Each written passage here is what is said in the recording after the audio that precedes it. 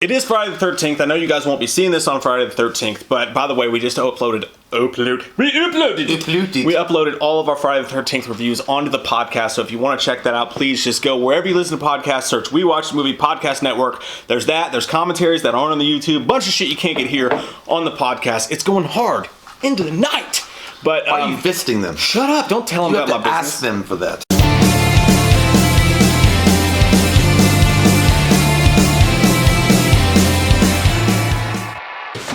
Shit. But the writers of Freddy vs. Jason and the dudes who were behind the Friday the 13th reboot, the 2009 reboot, who have said before that their sequel that they wanted to do would have had Jason in the snow, which we've always fucking wanted, which would be badass, which Never Hike Alone's currently working on doing right now. Never Hike in the Snow. Woo! It's gonna be good. It's a mouthful. It's gonna be good. But they came out on Twitter and they're like, hey, it's Friday the 13th, so we want to answer your questions about our movies and what we've done. And some fascinating fucking shit came out of it. Our buddy, I don't know how to say it on Twitter, but it's at Simone1. I'm sure you don't say it like Simone. It's Shimon. But Simone. It's Shimon. Yeah, Shimone1. He asked, did you ever want to use Tommy Jarvis in your Freddy vs. Jason script? And they responded with, yes, we did in our unmade sequel. That would make sense. Well, so their sequel to the 2009 Jason reboot was actually going to include Tommy Jarvis. That's how you attack that dick. Their sequel was actually... That's like your fucking first. That's like your first day in jail, and they've been like goddamn like carouseling you around and beating the shit out of your father. I really mean this. I'll take it. But no, they said that Tommy Jarvis was going to take place in that sequel. So you have Jason in the snow plus Tommy Jarvis, which is amazing if you think about it. You look like a fucking... You look like a shit. You look like one of those shit like fucking raptors that didn't make it in genetic testing. You're like,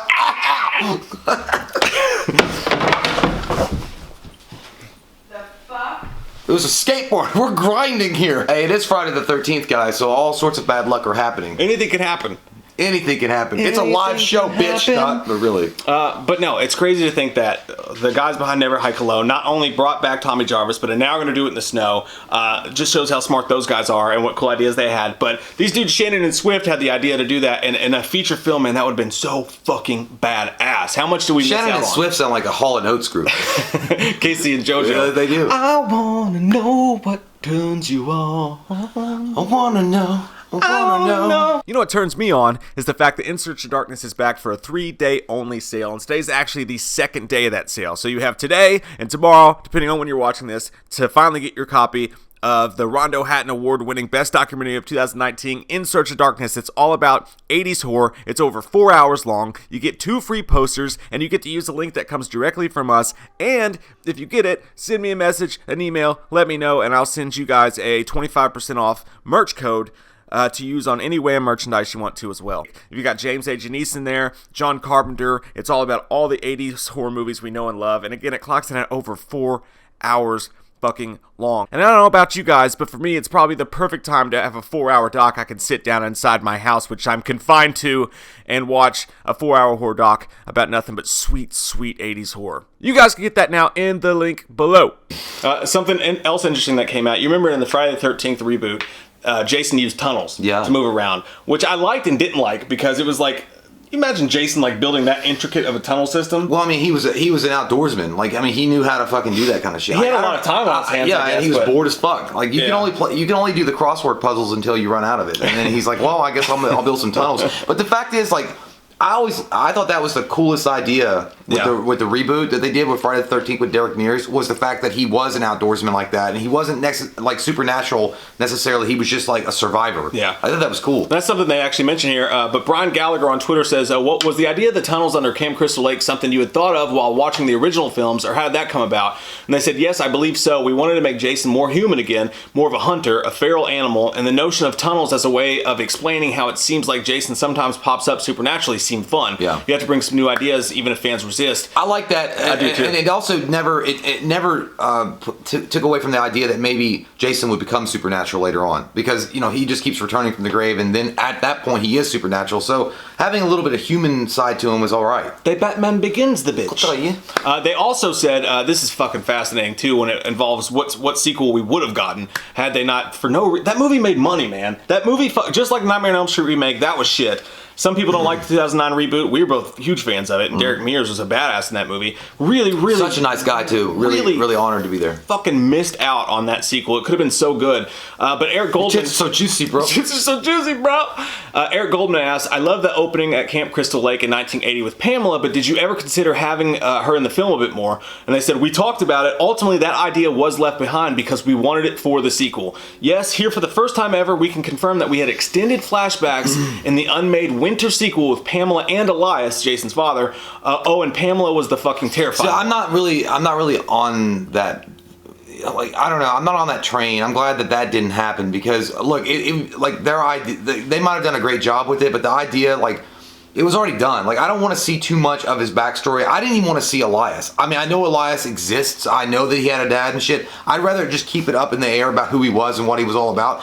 Keeping more of a mystery around this kind of killer, like Michael Myers, like, if you show too much of where they came from, then at that point you kind of start playing with the line, do you feel sorry for the killer versus like are they fucking terrifying and awesome at the same time? Yeah, which Jason's always had that because... Well, you know, it's like Michael Myers like, I carry around goddamn dead dogs in my backpack. I agree. My mom's a stripper and her big old titties flopping around on the stage. Love hurts. So why don't I kill you? Like, I agree with Michael, dude, but with Jason, he's always kind of had a backstory there. He's always had a sad backstory. But his backstory was he was a deformed kid that drowned in a fucking lake. Yeah, because the fucking counselors were dicks. And then he died, and then his mom went insane, and that was it. And then he came back to life, and he's all fungused, and it was like, I kill you.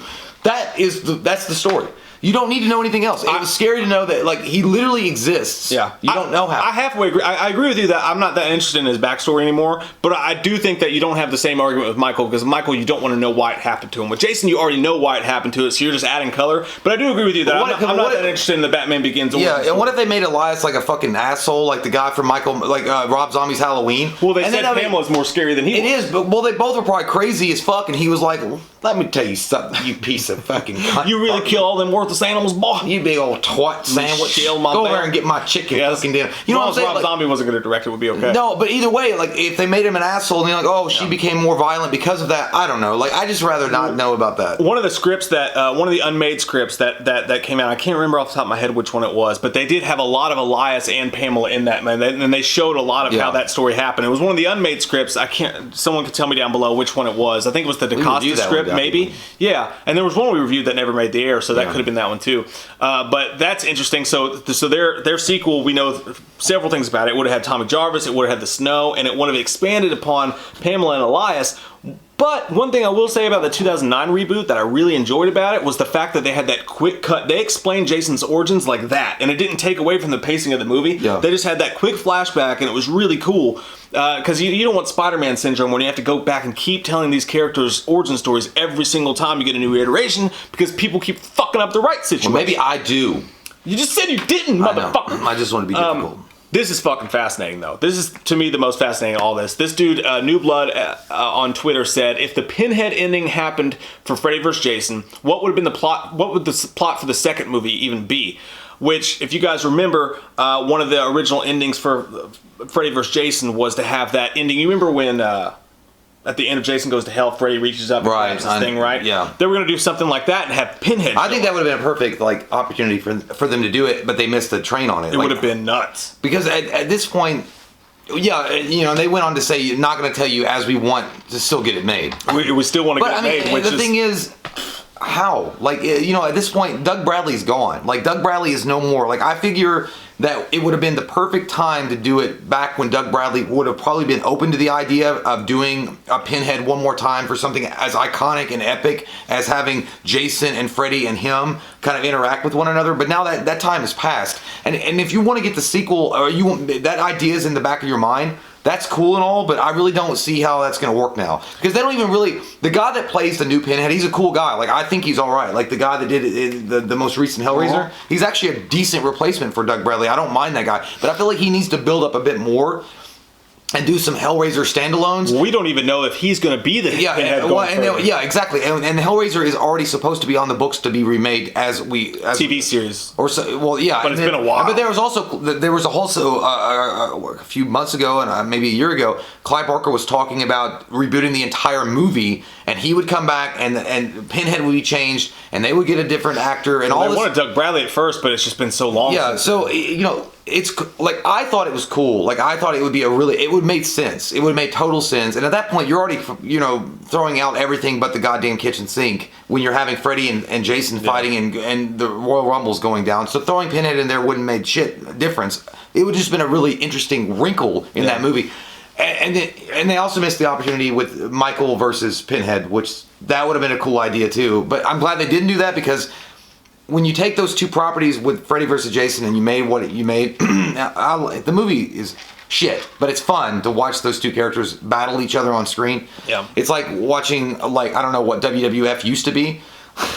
They used to have good actual matches. It almost cheapens those It's like, okay, well, we've done everything we can do. We don't have any more ideas, so let's just do this. I think you have to do those versus movies at the end of an era. Yeah, not the beginning of an era, which this is kind of the beginning of an era in slasher reboot. But in slasher reboots, because like Michael just came back. Okay, we're talking about the rights to Nightmare on Elm Street. Something's going to happen with that. Once the rights with Jason gets figured out, we're going to do something with that. And they're doing new stuff with Hellraiser, including a TV series that we haven't heard Dick Butt about in a while. But it's always bad when you don't hear Dick Butt. Yeah, I always think that you should do that at the end of a reign. Like when these, like if Hellraiser. Did you say Into the Rain? Into the Rain. Into the Rain. Did the fucking Brandon Lee write that? Into the Woods. Cats rain all the time. Cats rain all the time. Cats rain all the time. But no, I mean, if Hellraiser came back and it was 10 years from now, and Hellraiser's had a couple good movies that they didn't just rush out for the rights and like came back in a strong way, if you were gonna. After a few movies, when that started to tail off, that's when you put Hellraiser against Jason or Freddy. But all they're saying is, we're not going to tell you our plot idea because we still want to get it made, which means that they still have hope that movie can happen, and maybe they're talking about in 10, 15 years.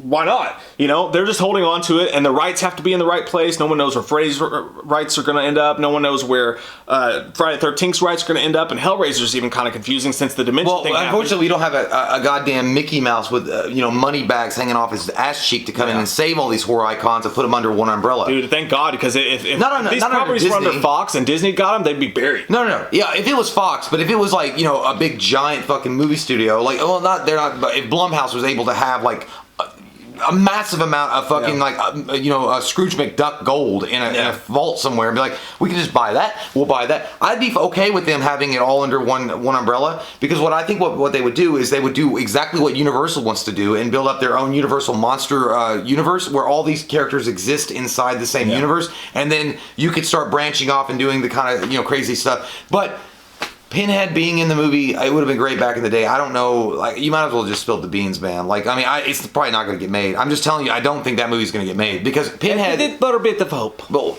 I would say yes, except the fact that I think that while us horror fans love Pinhead, and Pinhead is, in my opinion, and your opinion, and a lot of you awesome people's, he is a part of the pantheon of icons. Yeah. A lot of general public wouldn't even fucking know him. You know what I mean? They would be like, today, maybe. Yeah, if you released him into the today's vanilla crowds, they'd be like, they know Freddy for so long. Yeah, they know Freddy Krueger, they know Jason Voorhees, they know Michael Myers, they know Chucky. But once you release someone like Pinhead in, it's like, it's a scary guy with a box. I guess it's like a magic 8-ball. I think they'd still know enough about him. Like his face is recognizable, just not his story. Think about what they do with fucking Marvel superheroes. Like they'll just go like Buttman. Everybody's like, that's Buttman. I knew he was. But the difference is Marvel had a built-in audience with Iron Man. Yeah. Anyway, the point being, I feel like that train is passed. I don't think it's going to happen, but it's a cool idea that they were thinking about that and tossing it around. I like the thought that it could in 10, 15 years. I thought it was really fucking awesome. Really, honestly, if you get a chance to even check out the script, I think there's a script of it. It's a very, very basic, rough idea of a script. I think we did a review on it of Michael Myers versus Pinhead.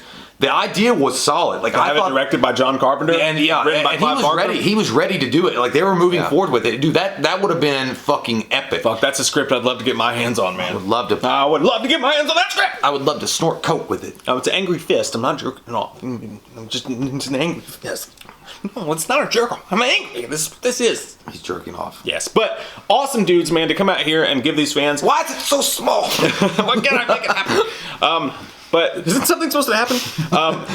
But Shannon Swift, at Shannon Swift on Twitter, awesome follow. And it's amazing them knowing that Friday the 13th fans on Friday the 13th, not only with all the shit going on in the world and everybody being cooped up right now, but with what's going on with the rights battle between Friday the 13th, come out and give us a little bit of hope in that one and some awesome introspect on what was going to happen. And also, it's a great name. I know they're Shannon and Swift, but they combine their name, they could be Shannon Swift. 106.9, the Panda! And could be like maybe the best running back of all time in the NFL. It's like, who's your favorite running back? The best running back tandem. Shannon Swift. His last name says it all. Got to handcuff him in your fantasy. It's like, hey, here comes Swift. Shannon Swift. Shannon's the power back. He's the great guy. Look at Shannon Swift go over those line of men. Skip. Come on, Skip. We watched a movie. Yeah. We watched a movie. We watched it. We watched a movie. Yeah. You know what? We did a review. We watched a movie.